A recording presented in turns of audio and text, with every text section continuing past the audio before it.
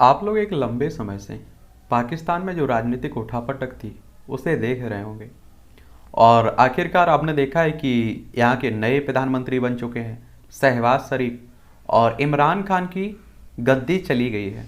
और आप सभी जानते हैं कि देखिए जाना तय था, क्योंकि उनके पास बहुमत भी नहीं बचा हुआ था। तो अब जिन्होंने ये आर्टिकल लिखा हुआ है, ये लेख लिखा हुआ है, उनका कहना है कि भारत को पाकिस्तान के नए प्रधानमंत्री से ज़्यादा उम्मीद नहीं करना चाहिए। क्या ना करना चाहिए? ज़्यादा उम्मीद नहीं करना चाहिए हमें, यानी कि भारत को। तो इसमें क्या कह रहे हैं ये लेखक, तो इसको हम लोग देख लेते हैं। एक बार आप लोग पाकिस्तान को देख लीजिए। और आप सभी जानते हैं कि 1947 तक पाकिस्तान हमारा ही हिस्सा था। लेकिन आप देखिए कुछ मतलबी लोगों के कारण, या स्वार्थी कह लीजिए आप लोग, भारत से अलग हो जाता है पाकिस्तान।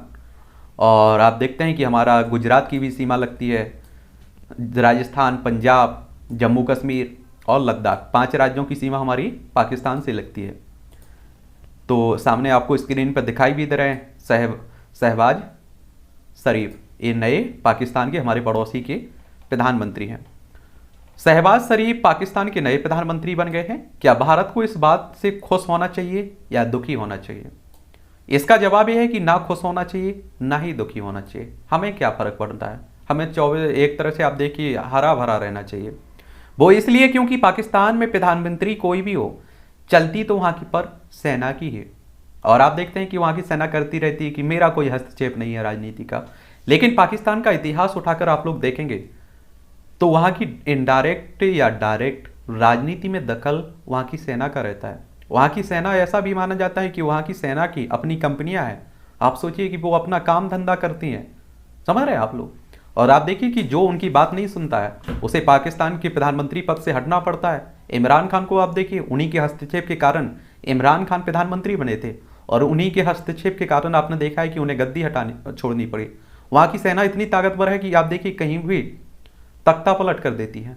और आप देखेंगे हमारी सेना का, हमारे भारत की सेना का एक ही दायित्व रहता है कि हमारी सीमा की सुरक्षा करना, हमारे देश के लोगों की सुरक्षा करना। और हमारी देश की सेना बेहतर अपना कर्तव्य निभाती भी है। लेकिन वहाँ के साथ ऐसा नहीं है, ठीक है।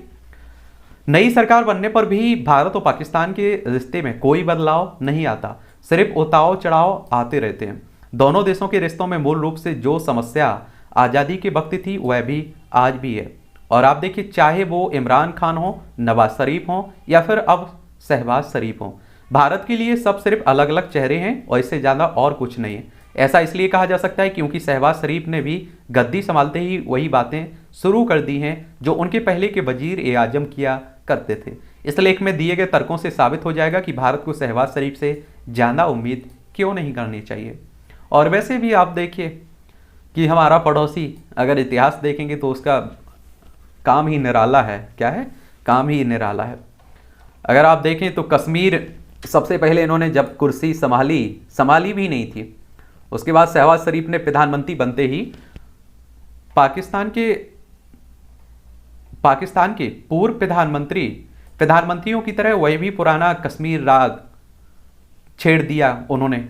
और उन्होंने भारत के साथ बातचीत के मुद्दे पर कहा कि वो भारत के साथ शांति चाहते हैं, लेकिन पहले कश्मीर का मुद्दा सुलझाना होगा। सारी बात यहीं पर अटक जाती है। भारत का रुख बरसों से साफ है कि कश्मीर भारत का आंतरिक मामला है और पाकिस्तान का इससे कोई लेना देना नहीं है। अगर किसी तरह की बातचीत भी करनी है तो पाकिस्तान को पहले सरकार समर्थित आतंकवाद पर लगाम लगानी होगी।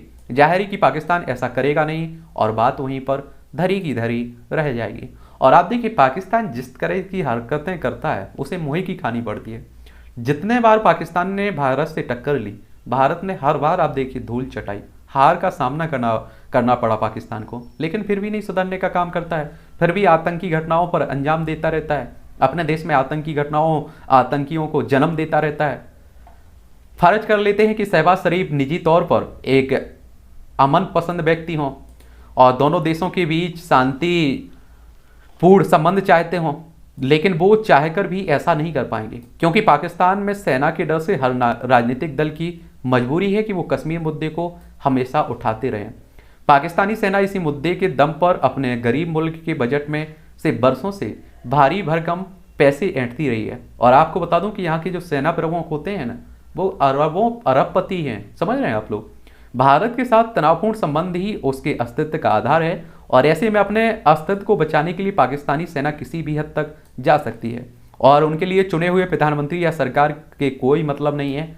वो अंतर्राष्ट्रीय समुदाय को दिखाने के लिए सिर्फ एक मुखौटा है और इसलिए हमारा इसके अलावा किसी भी पाकिस्तानी नेता का नैतिक कद भी इतना बड़ा नहीं है कि वो इसके खिलाफ आवाज़ उठा सके। शहबाज शरीफ का भी नहीं और उन पर खुद भ्रष्टाचार के कई आरोप लगे हुए हैं। आप समझ सकते हैं कि एक ऐसा देश के प्रधानमंत्री पद संभालने वाले हैं जिन पर आप देखिए कि खुद भ्रष्टाचार का मामला लटका हुआ है।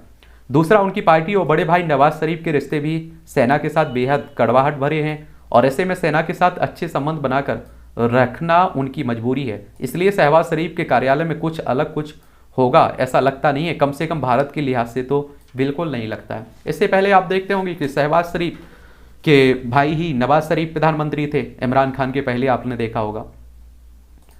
तो ये भी कहानी है।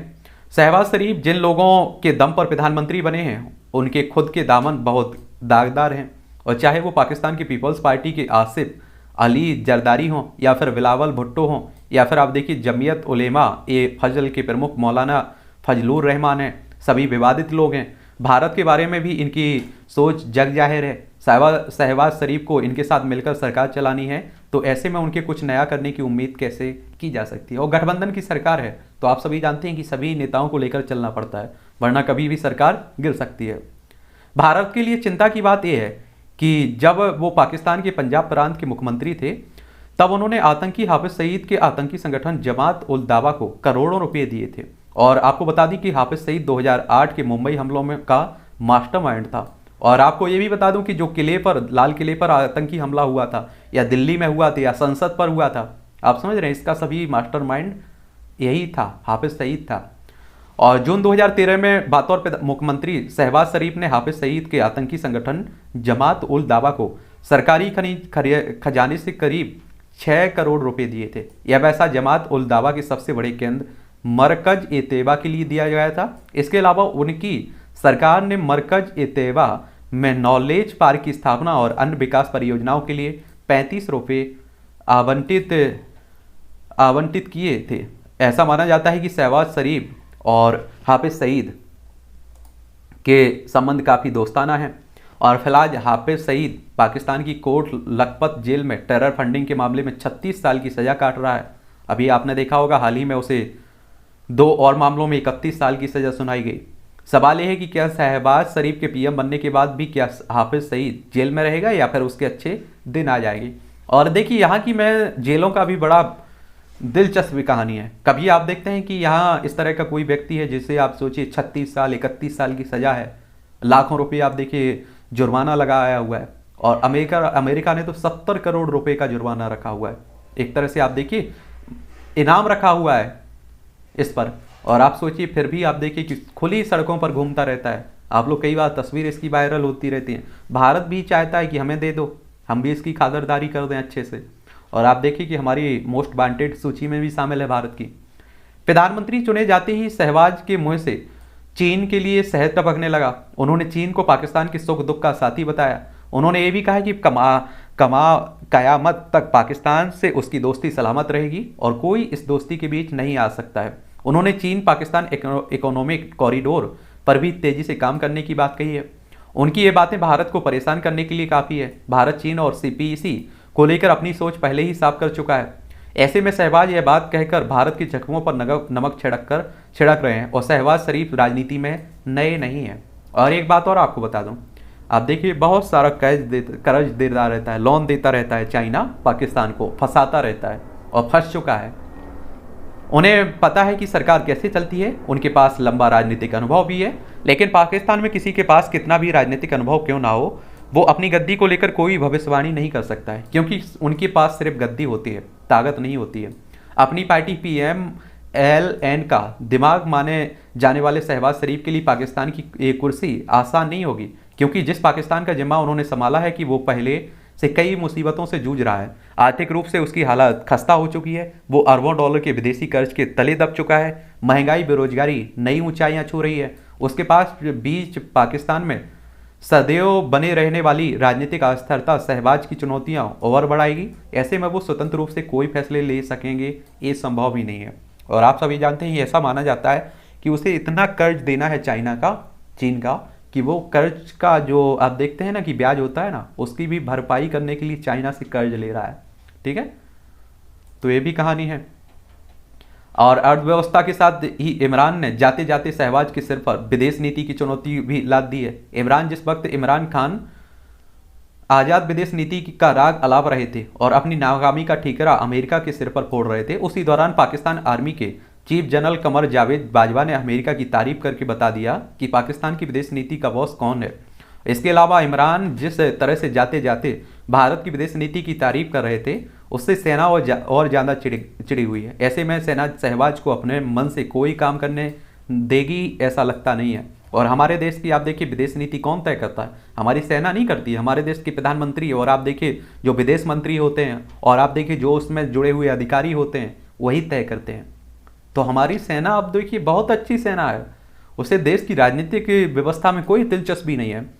कुल मिलाकर जैसी स्थिति है वैसी ही बनी रहेगी और भारत पाकिस्तान के बीच जल्द ही संबंध बेहतर होने की कोई आसार नहीं नजर आ रहे हैं। भारत कम से कम अगले 6 महीने तक तो वेट एंड वॉच की स्थिति में रहेगा। पाकिस्तान के नए प्रधानमंत्री पर उनकी नजरें गिद्ध की तरह टिकी रहेगी और इस दौरान उसे पहले ही की तरह अंतर्राष्ट्रीय मंचों पर पाकिस्तान को अलग थलग करने की रणनीति पर काम करते रहना चाहिए। और क्योंकि पिछले कुछ सालों में पाकिस्तान से निपटने का ये तरीका बेहद कारगर साबित हो रहा है। ये विचार तो हो गए जिन लेखक ने ये लिखा हुआ है, उनके व्यक्तिगत विचार है, लेकिन आप लोगों का क्या सोचना है? आप अपने सुझाव नीचे जरूर लिखिएगा और मुझे लगता है कि आप लोगों को अपने सुझाव देना भी चाहिए। ठीक है।